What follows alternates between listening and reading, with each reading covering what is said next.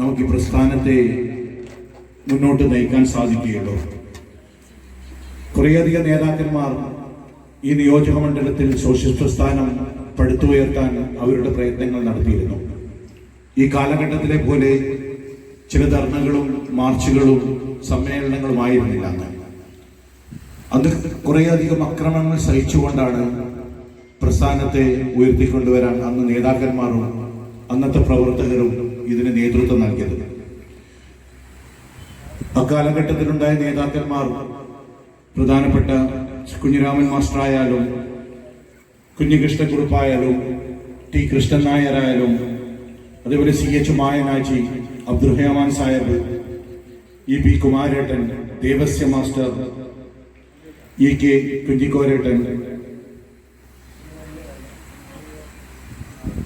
മണലാട്ട് ശങ്കരേട്ടൻ, എത്രയോ അധികം ആളുകൾ, എണ്ണിയാൽ തീരാത്ത ആളുകൾ അന്ന് ഈ പ്രസ്ഥാനത്തെ ഉയർത്തിക്കൊണ്ടുവരാനുള്ള ശ്രമം നടത്തിയിരുന്നു. അവരുടെ കുടുംബങ്ങളിൽ സോഷ്യലിസം വളർത്തിക്കൊണ്ട് ആ പ്രദേശത്ത് ഒരു സോഷ്യലിസ്റ്റിന്റെ ഈറ്റിലമായി വളർത്താൻ സാധിച്ചിരുന്നു. പ്രത്യേകിച്ച് ആ കാലഘട്ടത്തിൽ മലബാർ മേഖലയിൽ പല സ്ഥലങ്ങളിലും സോഷ്യലിസ്റ്റിന്റെ സ്ഥാനാർത്ഥിയായി മത്സരിച്ചു. അതിന്റെ ഒരു ഭാഗ്യം കിട്ടിയ ഒരു നിയോജക മണ്ഡലമാണ് ഈ നാദാപുരം നിയോജക മണ്ഡലം.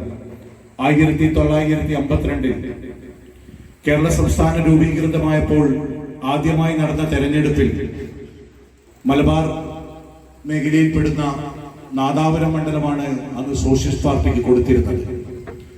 അന്നിവിടെ ഇരുന്ന് പ്രമുഖ നേതാക്കന്മാരായിരുന്നു PM Kunhiraman number, K Kunhiramakurup, KV Menon പോലുള്ള കുറേയധികം ആളുകൾ അന്നുണ്ടായിരുന്നെങ്കിലും അന്ന് ഈ നാദാപുരം നിയോജക മണ്ഡലത്തിന്റെ സ്ഥാനാർത്ഥിയായി അവരോധിച്ചത് അന്നത്തെ യുവതുർക്കിയായ ഈ കഴിഞ്ഞ 13-ാം തീയതി നമ്മൾ അനുസ്മരിച്ച അരങ്ങിൽ ശ്രീധരേട്ടനായിരുന്നു. അദ്ദേഹത്തിന് 29 വയസ്സായിരുന്നു. സോഷ്യലിസ്റ്റ് പാർട്ടിയുടെ സ്ഥാനാർത്ഥിയെ അദ്ദേഹത്തെ അവരോധിക്കുകയും അദ്ദേഹത്തെ എതിർത്തുകൊണ്ട് എതിർ സ്ഥാനാർത്ഥിയായി വന്നത് KPCC അംഗവും അന്നത്തെ രാജകുടുംബത്തിൽപ്പെട്ട പ്രമുഖനായ കോവിലകത്ത് രാജകുടുംബത്തിൽപ്പെട്ട ശങ്കരവർമ്മ രാജാവുമായിരുന്നു അന്ന് എതിർ സ്ഥാനാർത്ഥി. ശങ്കരവർമ്മ രാജാവിനെ സംബന്ധിച്ചിടത്തോളം മലയാളത്തിന്റെ പ്രാസംഗികനും മികച്ച വാഗ്മിയുമായിരുന്നു. അന്ന് ശ്രീധരേട്ടൻ പ്രധാനമായിട്ടും സംസാരിച്ചത് ഇംഗ്ലീഷ് ഭാഷകളായിരുന്നു.